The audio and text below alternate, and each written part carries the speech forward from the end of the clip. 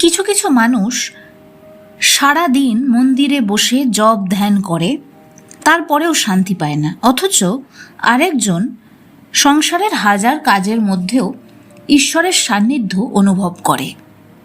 ফলে অনেকে অনেক সময় বিভিন্ন ক্ষেত্রে প্রশ্ন করেন, আমি যে এত নির্জনে গিয়ে জপ ধ্যান করছি, আর সে যে সংসারের মধ্যে থেকেও সাধনা করছে, তাহলে কেন কেউ কঠোর সাধনা করেও অশান্ত থাকছে, আবার কেউ বাজার করতে করতে, অফিসে কাজ করতে করতে, সন্তানকে মানুষ করতে করতেও ঈশ্বরকে পেয়ে যাচ্ছে?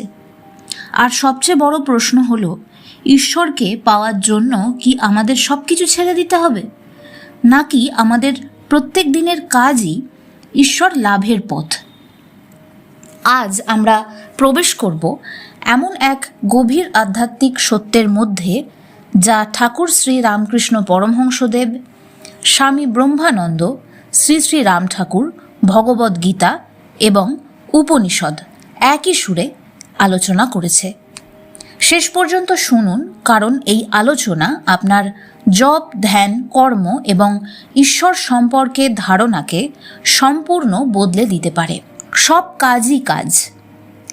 কাজের মধ্যে পার্থক্য তাহলে কোথায়? স্বামী ব্রহ্মানন্দজি এই বিষয়ে একটা সুন্দর কথা বলেছিলেন যে, সাধন ভজন করাও কাজ, আবার সংসার পালন করাও কাজ।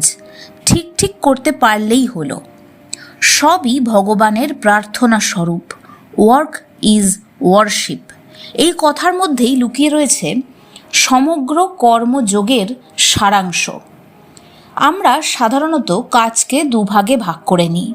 একদিকে ধর্মীয় কাজ, জপ, ধ্যান, পূজা পাঠ; অন্যদিকে সাংসারিক কাজ, রান্না, চাকরি, ব্যবসা, সন্তান পালন, সংসারের দায়িত্ব পালন, সমাজ সেবা। কিন্তু আধ্যাত্মিক জ্ঞানের দৃষ্টিতে বিষয়টাকে গভীরভাবে দেখলে এই বিভাজন সম্পূর্ণ কৃত্রিম। কারণ ভগবান কখনো বলেননি যে তিনি শুধুমাত্র মন্দিরেই থাকেন। উপনিষদ ঘোষণা করেছে ঈশাবাস্যমিদং সর্বং, অর্থাৎ এই সমগ্র জগৎ ঈশ্বর দ্বারা পরিব্যাপ্ত। যদি সব কিছুতেই ঈশ্বর থাকেন, তাহলে রান্নাঘরে তিনি নেই? অফিসে কি তিনি নেই? সন্তানের হাসিতে তিনি কি নেই? সংসারের দায়িত্বে তিনি কি নেই? সমস্যা আসলে কাজে নয়, সমস্যা আমাদের দৃষ্টিভঙ্গিতে। আমরা কিভাবে দেখছি? আমাদের অবচেতনে কোথাও যেন কেউ স্পষ্টভাবে এটা গেঁথে দিয়েছে যে ঈশ্বরের অবস্থান কেবলমাত্র ওই মন্দিরের চৌহদ্দির মধ্যেই। যদি ঈশ্বরকে পেতে হয়, তাহলে দক্ষিণেশ্বরে আমাকে যেতেই হবে, বেলুড় মঠে আমাকে যেতেই হবে। আর যখনই বেলুড় মঠ থেকে, দক্ষিণেশ্বর থেকে বেরিয়ে আসছি, তখনই আমি পরনিন্দা পরচর্যায় লিপ্ত হয়ে যাচ্ছি। আমার পাশের বাড়ির প্রতিবেশীর কি করলে ক্ষতি সাধন করা যাবে, বা কি করলে প্রতিশোধ নেওয়া যাবে পাশের মানুষটার, এই নিয়ে চিন্তায় মগ্ন হয়ে যাচ্ছি। তার ফলে হাজার মন্দির চত্বরেই আমি ঘোরাঘুরি করি না কেন, মন্দিরে গিয়ে যতই জপ ধ্যান করি, আমার মধ্যে থেকে কিন্তু সেই ঈশ্বর চিন্তার বীজ হারিয়ে যাচ্ছে। পাশাপাশি কেউ ধরুন তার সমস্ত সংসারকে চিন্তা করছে যে এটাই আমার ঈশ্বরের ক্রীড়াক্ষেত্র। ঈশ্বর আমাকে এই মানুষগুলোর মধ্যে দিয়ে সংসারে রেখেছেন। এই প্রত্যেকটি মানুষের মধ্যে আমার সন্তান, আমার স্ত্রী, আমার স্বামী, আমার বাবা মা, সকলের মধ্যেই ঈশ্বর রয়েছেন। তাই প্রত্যেকের সেবা করা যথাসাধ্য, এমনকি নিজেকেও সঠিকভাবে দেখভাল করা। নিজের মধ্যেও তো সেই একই ঈশ্বর রয়েছে। কাজেই নিজেকে যদি মানসিকভাবে, শারীরিকভাবে, সাইকোলজিক্যালি অর্থাৎ মনস্তাত্ত্বিক দিক দিয়ে সুস্থ রাখা যায়, সেখান থেকেই কিন্তু আসল দায়িত্ব পালন শুরু হয়। নিজেদের কাপ যদি ভর্তি না থাকে, অন্যের কাপে আমি চা ঢেলে দেব কেমন করে? আগে তো আমাকে চাটা ভর্তি করে বানাতে হবে, অর্থাৎ নিজেকে আগে পূর্ণ হতে হবে, তবে তো আমি অন্যকে গিয়ে দুটো কথা বলতে পারবো। এটাই হচ্ছে স্বাস্থ্যকরভাবে সংসারের দায়িত্ব পালন। এবার সেই সংসারী ব্যক্তি তার সমস্ত কাজকে ধরে নিচ্ছে যে এ সবই ঈশ্বরকে উপাসনা করার একটা মাধ্যম মাত্র। আমি আমার সব কাজ সঠিকভাবে করার মধ্যে দিয়েই ঈশ্বরকে পূজা করছি। সেই প্রত্যেকটি সংসারের কাজই কিন্তু তার জীবনে পূজা হয়ে যাচ্ছে, জপ হয়ে যাচ্ছে, ধ্যান হয়ে যাচ্ছে, প্রার্থনা হয়ে যাচ্ছে, কারণ সে সব সময় অন্তরে ঈশ্বর চিন্তা রেখে দিয়েছে। এই যে প্রত্যেকটা কাজকে সে ঈশ্বরের দেয়া কাজ হিসেবে করছে, সংসারটাকে সে ভাবছে যে ঈশ্বর আমাকে এই সংসারের মানুষগুলোকে এনে দিয়েছেন যাতে আমি এনাদের সঠিকভাবে দায়িত্ব পালন করতে পারি, সেবা করতে পারি। এইখানেই সবচেয়ে বড় সাধন ক্ষেত্রের রচনা হয়ে যাচ্ছে। অর্থাৎ ঈশ্বর সর্বত্র রয়েছেন। আমরা অবচেতনে শুধুমাত্র একটা সীমাবদ্ধতায় আবদ্ধ হয়ে থাকি। উনি শুধুমাত্র মন্দির চত্বরে রয়েছেন, উনি সর্বত্র রয়েছেন। মন্দির ওনার একটি রূপের ক্ষেত্র মাত্র, সেখানে আধ্যাত্মিক শক্তির পরিমাণ অনেক বেশি থাকে, কিন্তু তার মানে এটা নয় যে তার বাইরে তিনি বিস্তার করেননি। তিনি সব কিছুর মধ্যে রয়েছেন এবং সবচেয়ে বড় কথা, তিনি আপনার অন্তরে রয়েছেন। উপনিষদ যাকে বলেছে চিদাকাশ, সেই নিজের অন্তরে তাকে খুঁজে পাওয়ারই যাত্রা হচ্ছে এই আধ্যাত্মিক যাত্রা। ঠাকুর শ্রী রামকৃষ্ণ পরমহংসদেব খুব সুন্দর একটা উপমা দিয়েছিলেন ভক্তের প্রকারভেদ বোঝাতে। তিনি বলেছিলেন, দুই ধরনের ভক্ত আছে। এক ধরনের ভক্তের স্বভাব বিড়াল ছানার মতো, আর এক ধরনের ভক্তের স্বভাব বানর ছানার মতো। এই দুই উপমার মধ্যেই লুকিয়ে রয়েছে সমগ্র ভক্তি যোগের মনস্তত্ত্ব। গত ভিডিওতেও আমরা এই বিষয় নিয়ে বিশদে আলোচনা করেছি। বিড়ালের ছানার ভক্তি কীরকম হয়? বেড়ালের ছানা কিচ্ছু জানে না, সে শুধু মিউ মিউ করে। মা তাকে কখনো রান্নাঘরে রাখছে, কখনো বিছানায় রাখছে, কখনো অন্য জায়গায় নিয়ে গিয়ে রাখছে। সে সম্পূর্ণভাবেই মায়ের প্রতি নির্ভরশীল, সে কিচ্ছু বোঝে না। এই ভক্তির নাম হচ্ছে শরণাগতি, সম্পূর্ণ আত্মসমর্পণ। হে ঈশ্বর, আমি জানি না কি ভালো কি মন্দ, তুমি জানো, আমি তোমার। ভগবদ্গীতায় ভগবান শ্রীকৃষ্ণ বলেছেন, সর্বধর্মান পরিত্যজ্য মামেকং শরণং ব্রজ। সব কিছু ছেড়ে তুমি আমার শরণাগত হও। এখানে বাহ্যিক ধর্ম ত্যাগের কথা বলা হচ্ছে না, এখানে অহংকার ত্যাগের কথা বলা হচ্ছে। আমাদের প্রত্যেকের স্বধর্ম আসলে সেই ঈশ্বর চিন্তার দিকে ফিরে যাওয়া, এটাই ধর্ম। কারণ এই পথই আমাদের প্রত্যেকের আত্মিক উন্নতি ঘটাতে পারে এবং সেই উন্নতিকরণের মধ্যে দিয়ে সমাজে সংসারে আমাদের এমন কাজকর্ম হতে পারে যার দ্বারা সমাজেরও সার্বিক উন্নতি সাধন ঘটতে পারে। সবার আগে নিজের অন্তরের চিত্তশুদ্ধি, নিজের উন্নতির সেই পথ তৈরি করা, তারপরে আপনার চারপাশের মানুষগুলোর জীবনকে সহজ করার চেষ্টা করা যথাসাধ্য। সব সম্ভব হবে না, কিন্তু যতটুকু হাতে আছে ততটুকু চেষ্টা করে যাওয়া এবং সেই পরিশোধিত রূপটার দ্বারাই সমাজের সংসারের যথেষ্ট কল্যাণ সাধন আপনার দ্বারা হতে পারে। এখানে সেই যে আমি বোধের অহংকার, এই অহংকার ত্যাগের কথা বলা হয়েছে। এই শরণাগতি শুনতে খুব সহজ। অনেকেই বলেন, আমি সব ঈশ্বরের ওপরেই ভরসা করে পড়ে আছি, কিন্তু যে মুহূর্তে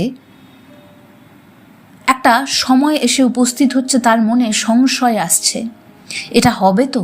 যে মুহূর্তে সংশয়, সেই মুহূর্তে কিন্তু সেখানে শরণাগতি হচ্ছে না।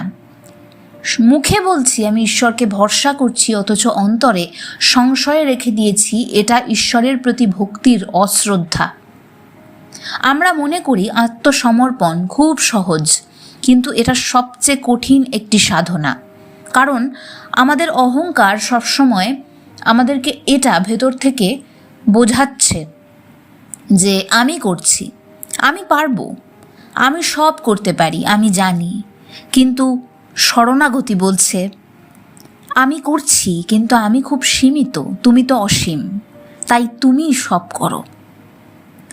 আমি আমারটুকু করছি কিন্তু আমি তো খুব সীমিত জানি, তুমি তো সবটা জানো, তুমি তো অতীত বর্তমান ভবিষ্যৎ সব জানো, তুমি সেই মতো আমার যা যা অভাব সব পূর্ণ করো।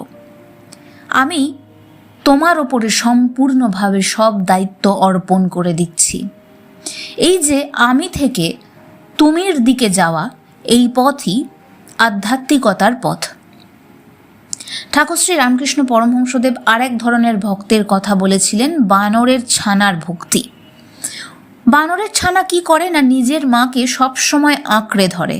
মা লাফাচ্ছে, দৌড়চ্ছে, গাছে উঠছে, ছানা সবসময় ভয়ে ভয়ে রয়েছে, আমি যদি মাকে আঁকড়ে না ধরি তাহলে আমি পড়ে যাব।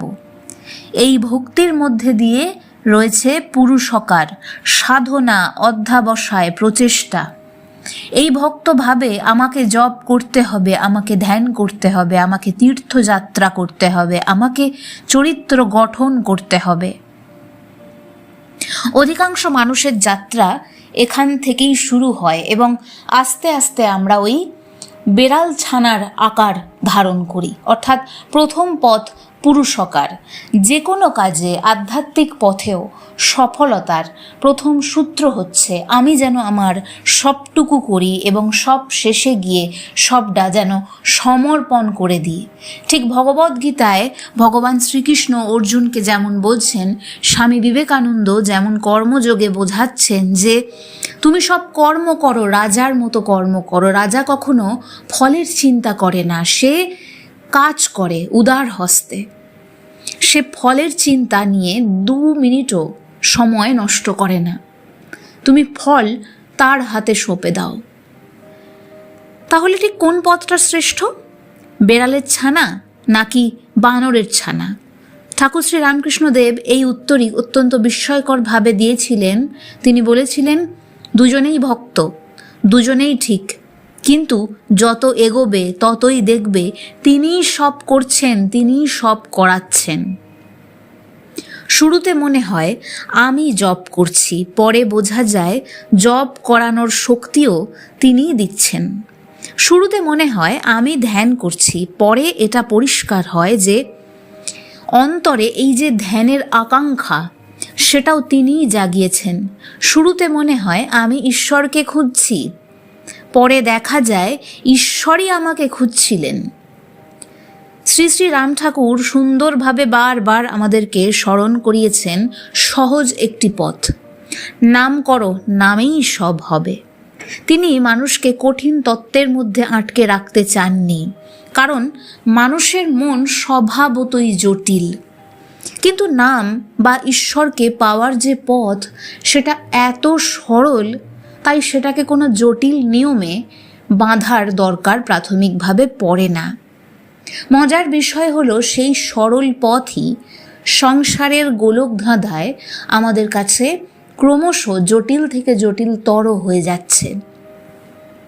চিন্তা করে দেখুন, আজ থেকে 100-200 বছর আগে, 30-40টা বছর আগেও চুপ করে বসে থাকা কোনো সমস্যা ছিল না, কারণ তখন মানুষের কাছে বিনোদনের এত অপশান ছিল না।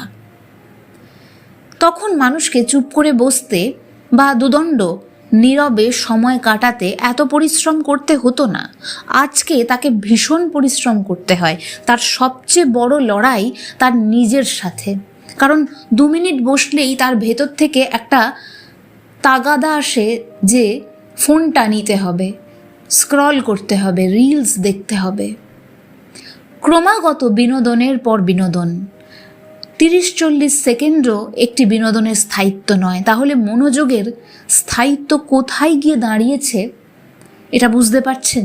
তাই জটিলতা ক্রমশ বাড়ছে, কিন্তু পথ অত্যন্ত জটিল নয়, অত্যন্ত সহজ।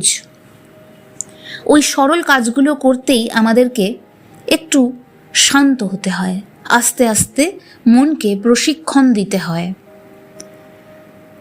শ্রী শ্রী রাম ঠাকুর বলেছিলেন যে যেখানে নাম আছে সেখানেই তার চিন্তন রয়েছে, যেখানে তার চিন্তন, তার স্মরণ রয়েছে, সেখানেই তার উপস্থিতিও রয়েছে। যেখানে তার উপস্থিতি, তার মানে সেখানেই তো তিনি রয়েছেন। রাম ঠাকুরের শিক্ষা ছিল সংসার ছেড়ে পালাতে হবে না, সংসারের মাঝেই নামকে স্থাপন করতে হবে। ঠিক যেরকমভাবে ভগবদ গীতায় ওই পৃথিবীর সবচেয়ে বড় যুদ্ধক্ষেত্রে দাঁড়িয়ে সবচেয়ে বড় আধ্যাত্মিক শিক্ষা ভগবান শ্রীকৃষ্ণ অর্জুনকে দিয়েছিলেন। যুদ্ধ থেকে পালিয়ে যাওয়ার পথ আধ্যাত্মিকতা ছিল না, যুদ্ধটাকে সঠিকভাবে করার পথই ছিল সেই গীতা। আজকেও যে আধ্যাত্মিকতার চর্চা আমরা করছি, এটা সংসার থেকে সরে আসার কথা নয়, এটা সংসারের মধ্যে থেকেই সংসারী না হয়ে সংসার কি করে করতে হয়, সংসারের সব দায়িত্ব সঠিকভাবে পালন কি করে করতে হয় সেই পথ।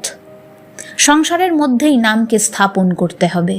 খেতে খেতে নাম, চলতে চলতে নাম, কাজ করতে করতে নাম, ঘুমোতে যাওয়ার আগে নাম, জেগে ওঠার পরে নাম, এমনকি যে প্রত্যেকটি শ্বাস আপনি নিচ্ছেন এবং ত্যাগ করছেন তাতেও নাম, তাতেও সমর্পণ। প্রত্যেকটা মিলি সেকেন্ডে ঈশ্বরের উপস্থিতিকে স্থাপন করাই আমাদের উদ্দেশ্য, কারণ সেটাই সঠিকভাবে ভালো থাকার পথ। অনেকে মনে করেন জপ মানে মালা হাতে করে বসতে হবে, এটা জপের একটা রূপ মাত্র। আপনি যদি প্রত্যেক দিন সকালবেলা এবং সন্ধ্যাবেলা জপ করতে পারেন মালা হাতে বসে নির্জনে, খুব ভালো ব্যাপার। জপের প্রধান উদ্দেশ্য তো স্মরণ করা। মন যখন বারবার ঈশ্বরের দিকে ফিরে ফিরে আসে, সেটাই কিন্তু জপ। ভগবদ্গীতায় বলা হয়েছে, মা মনুষ্যার যুদ্ধা চ, আমাকে স্মরণ করো এবং যুদ্ধও করো। আমার কাছে সব ফল তুমি সমর্পণ করে দাও, করে দিয়ে তুমি তোমার কর্তব্যটা করে যাও। অর্জুনের কর্তব্য কী ছিল? যুদ্ধ করা। অর্জুন ক্ষত্রিয় ছিল। ঠাকুর বলছেন, তুমি আমার পায়ে সব সমর্পণ করে দাও, ভালো ফল, কুফল, সুফল সব কিছু আমাকে দিয়ে দাও, তুমি কেবলমাত্র নিজের কর্তব্যটুকু করো। কৃষ্ণ অর্জুনকে যুদ্ধক্ষেত্র থেকে পালাতে বলছেন না, স্মরণ করতে বলছেন, কাজও করতে বলছেন। এইটাই কর্মযোগ, এইটাই ভক্তিযোগ, এইটাই জীবনের সবচেয়ে বড় আধ্যাত্মিক যোগ সাধনা। উপনিষদ বলছে তত্ত্বমসি, তুমি সেই। আরও বলছে অহং ব্রহ্মাস্মি, আমি ব্রহ্ম। এই কথাগুলো অহংকারের কথা নয়, এই কথাগুলো অবধি আমরা যাওয়ার চেষ্টা করছি। আত্মজাগরণের পথ, আত্মজাগরণের কথা এগুলি। মানুষকে এই উপলব্ধি অবধি পৌঁছতে হয়, এই পৌঁছতে চাওয়াই এই আধ্যাত্মিক যাত্রা। তখন মানুষ বুঝতে পারে যে সে শুধু শরীর নয়, শুধু মনও নয়, সে নাম বা পরিচয় সীমাবদ্ধ নয়। তখন তার ভয় কমতে থাকে, দুঃখ কমে যায়, আসক্তি কমে যায়, কারণ সে তার প্রকৃত পরিচয়কে চিনতে শুরু করে। কাজকে আমাদেরকে পূজায় রূপান্তর করতে হবে। একই কাজ দুভাবে করা যায়। একজন রান্না করছেন বিরক্ত হয়ে, অন্যজন রান্না করছে ভাবছে এ আমার পরিবারের মধ্যে যে ঈশ্বর লুকিয়ে রয়েছে, আমি তার জন্য, তার সেবা কাজের জন্যে রান্না করছি। একজন অফিস করছে শুধুমাত্র বেতন পাওয়ার জন্য ভুঁড়ো কুঁচকে সারা দিন অভিযোগের ঝড় তুলে। অন্যজন করছে এই কাজ আমাকে ঈশ্বর দিয়েছেন, আমি এই কাজে আমার সবটুকু উদার করে দেবো, এর থেকে যে বেতন প্রাপ্ত হয় সেই বেতন দিয়ে আমি আমার ঈশ্বর প্রদত্ত সংসারের সেবা করি। কাজ একই, চেতনা আলাদা। এই চেতনাই কর্মকে পূজায় রূপান্তর করে।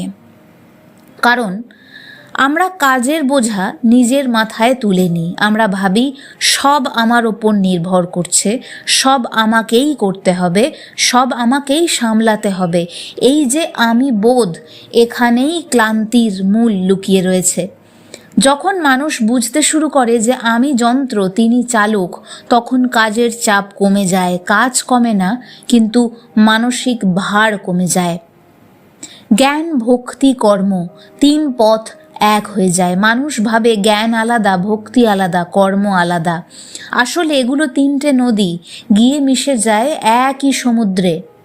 জ্ঞান বলছে সব ব্রহ্ম, ভক্তি বলছে সবই ভগবান, কর্ম বলছে সব তার সেবা। 3টে ভাষা ভিন্ন, সত্য এক। এই 3টে ভাষাকেই জীবনে প্রয়োগ করতে হবে ওই এক সত্যে পৌঁছনোর জন্য।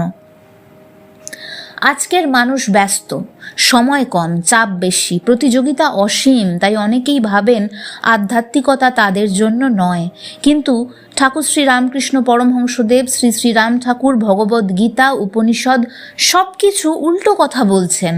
সংসারের মধ্যেই ঈশ্বরকে খুঁজে নাও, কাজের মধ্যেই ধ্যানকে খুঁজে নাও, দায়িত্বের মধ্যেই সাধনাকে খুঁজে নাও, নামের মধ্যেই আশ্রয়কে খুঁজে নাও। বেড়ালের ছানা আর বানরের ছানার গল্প শেষ পর্যন্ত এক জায়গায় গিয়েই তো মিলে যাচ্ছে। ওই তো যত মত তত পথ। শুরুতে আমরা বানরের ছানার মতো চেষ্টা করি, জপ করি, ধ্যান করি, সাধনা করি, কিন্তু যত গভীরে যাই তত উপলব্ধি হয় আমি নই, তিনিই। আমার শক্তি তাঁর, আমার জ্ঞান তাঁর, আমার ভক্তি তাঁর, আমার জীবনও তাঁর। তখন কর্ম আর কর্ম থাকে না, পূজায় পরিণত হয়। জপ আর জপ থাকে না, প্রেমে পরিণত হয়। ধ্যান আর ধ্যান থাকে না, অবস্থায় পরিণত হয়। আর মানুষ উপলব্ধি করে যে ভগবানকে আমি মন্দিরে খুঁজছিলাম, তিনি তো প্রতিদিন আমার কাজের মধ্যেই ছিলেন, আমার পরিবারের মধ্যেই ছিলেন, আমার কর্তব্যের মধ্যেই ছিলেন, আমার শ্বাসের মধ্যেই ছিলেন, আমার নাম স্মরণের মধ্যেই ছিলেন। তাই আজ নিজেকে একটা প্রশ্ন করুন, আমি কি কাজকে বোঝা মনে করে করছি, নাকি পূজা মনে করে করছি? আমি কি শুধু বানর ছানার মতো আঁকড়েই ধরছি সব কিছু, নাকি বেড়ালের ছানার মতো সম্পূর্ণ নির্ভর করতেও শিখছি? হয়তো আধ্যাত্মিক জীবনের পরিপূর্ণতা লুকিয়ে রয়েছে আপনার এই দুইয়ের সমন্বয় ঘটানোর মধ্যে দিয়ে। প্রচেষ্টা থাকবে, জপ থাকবে, ধ্যান থাকবে, কর্তব্য থাকবে, কিন্তু অন্তরে থাকবে এক গভীর অটল বিশ্বাস। তিনি আছেন, তিনি করছেন, তিনি সব দেখছেন, আমি তাঁরই। জয় শ্রী রামকৃষ্ণ, জয় গুরু মহারাজ, জয় শ্রী শ্রী রাম ঠাকুরের জয়, জয় শ্রীরাম।